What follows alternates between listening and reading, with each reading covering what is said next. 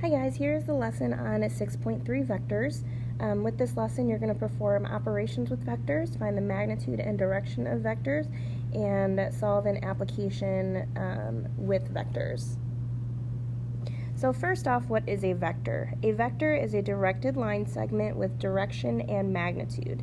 Examples are velocity, force, and displacement. There are two ways that we denote vectors, vector notation. We have this one, which I like to call wedge notation, and we have this one, which I like to call IJ notation. Now, what is a vector? Like if you were to actually see it graphically, what would that be? Let's say I'm looking at the vector 4, 5. It's almost like an ordered pair, 4, 5. So if I want to draw the vector, my 4 is the horizontal component and my 5 is the vertical component, just like an ordered pair. So I would go 1, 2, 3, 4, 1, 2, 3, 4, 5, and then my vector would start at the origin. I would plot the point 4, 5, and then when I actually draw the vector, we use an arrow. So that's how you would graphically represent the vector 4, 5. Now the magnitude of a vector is its length. So if I look at what I just drew, I'm going to erase a little bit down here, and I wanted to find the length of the vector. Well, if you look at it, you have yourself a nice right triangle. This distance was 4 units. This vertical distance was 5 units. So if I wanted to find the measure of this, I would have to use the Pythagorean theorem. So that's where this formula comes from. So the double bars represent magnitude, and that's going to be the square root of your horizontal component squared plus your vertical component squared. And again, that just comes from the Pythagorean theorem. So my first example is operations with vectors. So I just want to work with my two vectors. Vector A is -2, 6. Vector B is 2, 3. And I want to find A plus B, A minus B, 3A plus 2B, and the magnitude of A. So let's start by adding our two vectors. So we're going to do A plus B first. Well, vector A is -2, 6 plus vector B, which is 2, 3. And when I'm adding my vectors together, I'm just going to add the corresponding components together. So I'm going to add my horizontal components together, and I'm going to add my vertical components together. So my horizontal components are -2 plus 2, which is 0. Vertical component 6 plus 3, which is 9. And that is called the resultant vector, because that is the result after you add your two vectors together. Subtraction works in a very similar manner. So I have vector A, which is -2, 6, minus vector B, which is 2, 3. And again, I'm going to look at my corresponding components. So my horizontal components and my vertical components, it's just that now I am going to subtract. So -2 minus 2 is -4.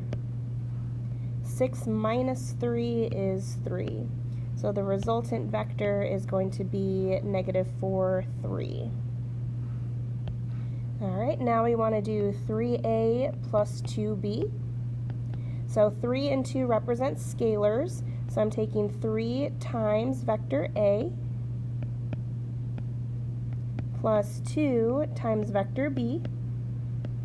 And the 3 and the 2, you're just going to distribute. So I'm going to distribute the 3 into the vector, I'm going to distribute the 2 into the vector, because I'm multiplying my components by 3 and 2.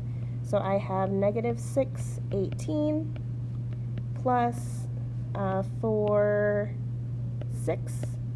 And then I can add these two together. That'll give me my resultant vector. That gives me -2. And then 18 plus 6 is 24. So those are basic operations with vectors. The last thing we want to find is the magnitude of A. So again, magnitude comes from the Pythagorean theorem. So I'm taking the square root, and then for my horizontal component, it's -2. And my vertical component is 6. And I'm squaring both of those. So that gives me the square root of 4 plus 36 is 40. And that can be reduced to 2 root 10.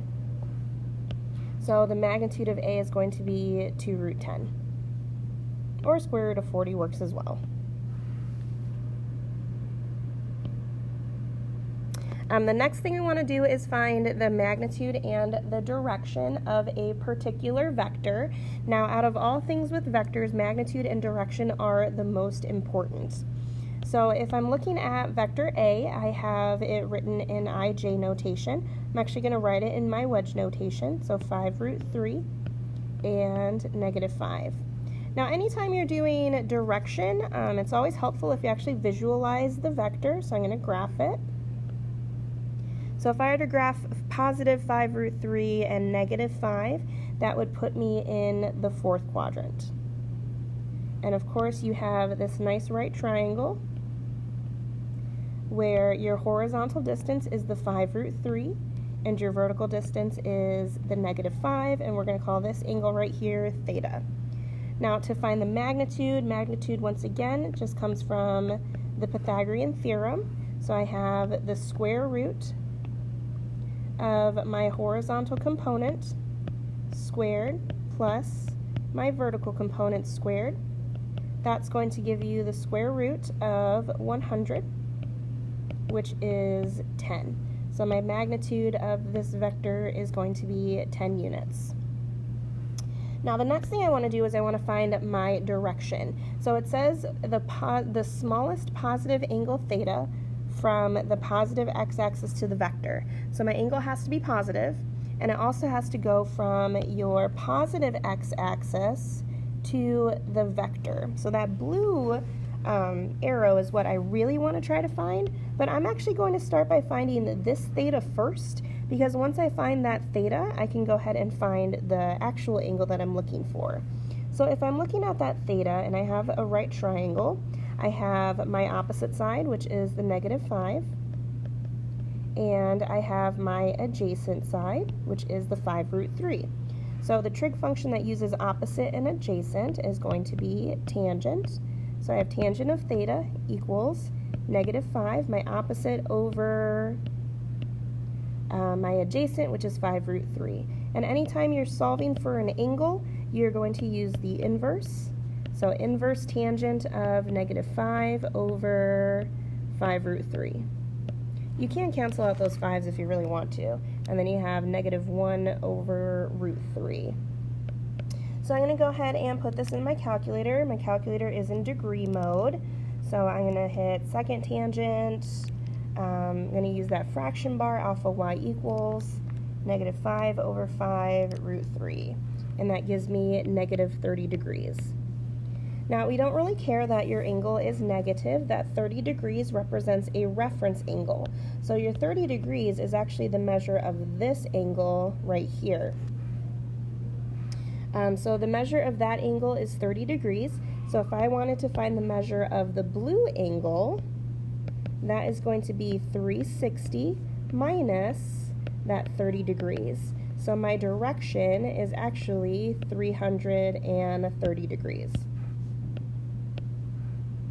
So keep in mind your vector direction always has to go from the positive x-axis to your vector. It's not really ever going to be that particular angle because that angle is your reference angle. You should always look at your drawing and use your drawing to figure out the actual angle for the direction. The next thing we're going to look at are components of vectors. So as I've already said, your vector is made up of two components, your horizontal component and your vertical component. Well, what if we don't actually know those values right off the bat?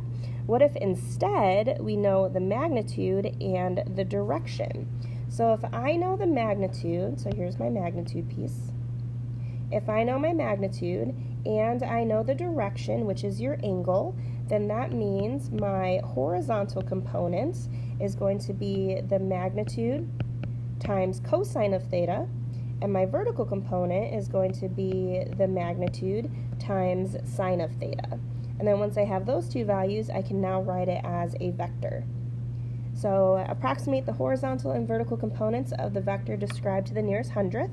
So the wind is blowing at 12 miles per hour in the direction of 40 degrees east of south. So this 12 miles per hour represents the magnitude. And this 40 degrees east of south is going to help us with the direction. It's not exactly the direction because we need to graph it first. So I'm going to go ahead and graph the 40 degrees east of south. I'm going to draw my compass. Never eat soggy waffles. That's how I remember it. And 40 degrees east of south means I'm going to start at south and then I'm going to go 40 degrees east. So this right here is the 40 degrees. So that means my vector is down here. So again, your direction, your theta, needs to go from your positive x-axis all the way around until you hit the vector. Now what I have is I have this piece which is 40 degrees. Well, I know this is 270 degrees. So if I've gone around 270 degrees and then I still need to go this extra 40 degrees, then I can go ahead and add those two together. So really my direction is at 310 degrees. Now for my two components, my horizontal component is going to be my magnitude times cosine of my direction, and my vertical component is going to be the magnitude times sine of the direction. And the directions for the problem say to the nearest hundredth. So I'm going to go ahead and take that and plug it into my calculator. That gives me 7.71. Oh, I wrote that down wrong. 7.71 for my horizontal component. And then my vertical component is going to be negative 9.9 or 9.19. And if I wanted to write this as a vector, my vector would be 7.71, comma, negative 9.19. And it makes sense that my vertical component is negative because if you look at the quadrant that we're in, my horizontal is positive, vertical is negative. All right, last example, using components to find a resultant force. The magnitudes and direction of two forces acting at a point P are given. Approximate the magnitude and direction of the resultant vector to the nearest tenth. So the resultant vector is going to come from adding these two forces together. Now right now our forces are written in magnitude and direction. So what we want to do is we want to change these forces into vectors. And the way that we do that is exactly what we did with the last example. So for force number 1, I'm going to write this as 70 cosine of 320. That's my horizontal component. And my vertical component is going to be 70 sine of 320. I'm going to go ahead and do the same thing for my second force. So force number 2. My magnitude was 40. Direction is 30, so 40 cosine of 30. And then 40 sine of 30. I'm not going to calculate those just yet. It says to find the resultant vector. So the resultant, like we talked about in the first example, comes from adding these two vectors together. So now I'm going to start plugging stuff into my calculator. I'm going to do this first. I'm going to do 70 cosine of 320 plus 40 cosine of 30. And since we're not at the answer yet, I'm going to round to 3 decimal places. So this was 88.264. And I'm going to do the same thing with my vertical components, 70 sine of 320 plus 40 sine of 30. And that gives me negative 24.995. So when I add those two forces together, that gives me the resultant vector 88.264 and negative 24.95. Now our goal was not to find the resultant vector, so we're not done yet. Well, our goal was to find the resultant vector, but what we really wanted to find was the magnitude and the direction of the resultant vector. So I'm not done yet. I still need to find magnitude and direction. So for my magnitude, again, Pythagorean theorem.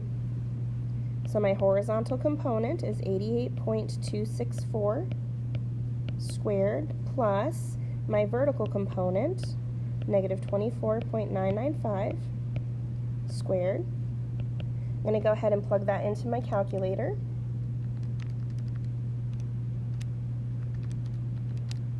And now that we're heading to the actual answer, we can go ahead and round that to the nearest tenth, and that gives me 91.7.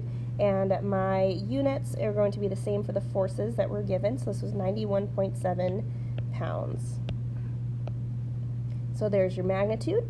The next thing I need to do is find the direction, and again for direction, it is very helpful if you actually sketch out your vector. So my horizontal component is positive, vertical is negative, so that puts me in the fourth quadrant again. Now keep in mind, you're not always going to be in the fourth quadrant. It's just a coincidence that with both of these problems we were in the fourth quadrant. So my horizontal component was the 88.264, and my vertical component was the negative 24.995. And I'm going to go ahead and start by finding my reference angle, so I'm going to find this piece. Again, we have opposite and adjacent, so we're going to use inverse tangent of my opposite, which is the negative 24.995, over my adjacent, which is the 88.264. And when I plug that into my calculator, that gives me negative 15.8 degrees.